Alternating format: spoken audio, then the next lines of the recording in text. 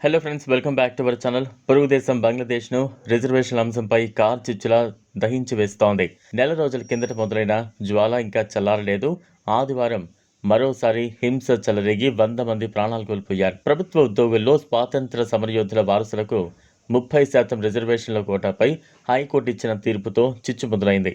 ఈ కోటాపై భగ్గుమన్న యువత ఆందోళనలు, నిరసనలతో కదం తొక్కింది. చివరకు ఆందోళనకారులకు అధికార పార్టీ మద్దతుదారులకు మధ్య జరిగిన ఘర్షణలు హింసాత్మకంగా మారాయి. ఈ ఘటనల్లో 14 మంది పోలీసులు సహా సుమారు 100 మంది ప్రాణాలు కోల్పోగా వందలాది మంది గాయపడ్డారు. రిజర్వేషన్లపై జరుగుతోన్న ఆందోళనల్లో ఇప్పటివరకు మృతి చెందిన వారి సంఖ్య 300 దాటింది. దీంతో భారత్ సహా పలు దేశాలు తమ పౌరులకు సూచనలు చేశాయి. బంగ్లాదేశ్లో ఎవరూ పర్యటించొద్దని హెచ్చరించాయి. బంగ్లాదేశ్ ప్రధాని షేక్ హసీనా రాజీనామా కోరుతూ శాసనోల్లంఘన ఉద్యమాన్ని నిరసనకారులు పిలుపునిచ్చారు. పోలీసులు, ప్రభుత్వాధికారులు తమకు మద్దతుగా నిలవాలని వారు కోరారు. ఈ క్రమంలో స్టూడెంట్స్ అగైనెస్ట్ డిస్క్రిమినేషన్ పేరిట సహాయ నిరాకరణ ఉద్యమానికి హాజరవుతోన్న ఆందోళనకారులను అధికార అవామీ లీగ్, విద్యార్థి విభాగం, ఛాత్ర లీగ్, జుబో లీగ్ కార్యకర్తలు అడ్డగించడంతో ఘర్షణలు మొదలయ్యాయి. దీంతో వాటిని నిరోధించేందుకు పలుచోట్ల భద్రతా బలగాలు కాల్పులకు దిగాయి. దేశవ్యాప్తంగా కొనసాగిన గొడవల్లో దాదాపు 100 మంది మృత్యువాత పడినట్లు బెంగాలీ పత్రిక ప్రోథామ్ ఆలో వెల్లడించింది. ఢాకాలో బంగబంధు షేక్ ముజీబ్ మెడికల్ యూనివర్సిటీ వద్ద పలు వాహనాలకు గుర్తు తెలియని వ్యక్తులు నిప్పు అంటించారు.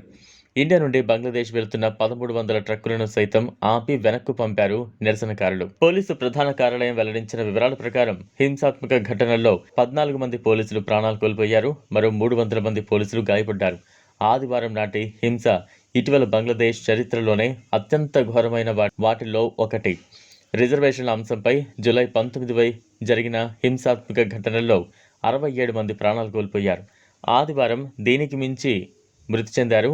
ఆదివారం 20 అవామీ లీగ్ ఆఫీసులు, పోలీస్ స్టేషన్లు, ప్రభుత్వ కార్యాలయాలపై నిరసనకారులు పెద్ద ఎత్తున దాడి చేసి నిప్పంటించారు. అధికార పార్టీకి చెందిన మంత్రులు, ఎమ్మెల్యేలు, ఎంపీలు, నాయకుల నివాసాలను వారు టార్గెట్ చేశారు. దీంతో దేశవ్యాప్తంగా నిరవధిక కర్ఫ్యూ విధించిన బంగ్లాదేశ్ ప్రభుత్వం సైన్యాన్ని రంగంలోకి దింపింది. 3 రోజుల పాటు విద్యా సంస్థలకు సెలవు ప్రకటించారు. అలాగే ఇంటర్నెట్ సేవలను నిలిపివేశారు. ప్రభుత్వ ఉద్యోగాల్లో స్వాతంత్ర సమరయోధుల వారసులకు 30% రిజర్వేషన్ కోటాను 1972లో తీసుకురాగా 2018లో అధికారంలో ఉన్న షేక్ హసీనా ప్రభుత్వం రద్దు చేసింది. వారసులకు 5%, ఇతర వర్గాలకు మరో 2% మాత్రమే రిజర్వ్ చేశారు. అయితే హైకోర్టు మళ్లీ 30% కోటాను పునరుద్ధరించడంతో బంగ్లాదేశ్ వ్యాప్తంగా నిరసనలు మొదలయ్యాయి. గత నెలలో హైకోర్టు తీర్పుపై స్టే విధించిన బంగ్లాదేశ్ సుప్రీంకోర్టు కోటా చట్టవిరుద్ధమని స్పష్టం చేసింది. ఆందోళనలు ఆపేయాలని విద్యార్థులకు సూచించింది. అయితే ఆందోళనలో చనిపోయిన వారికి న్యాయం చేయాలని కోరుతూ మరోసారి ఉద్యమం మొదలుపెట్టారు.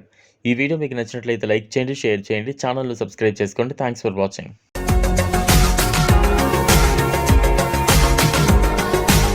మరిన్ని అప్డేట్స్ కోసం మా ఛానల్ని సబ్స్క్రైబ్ చేయండి.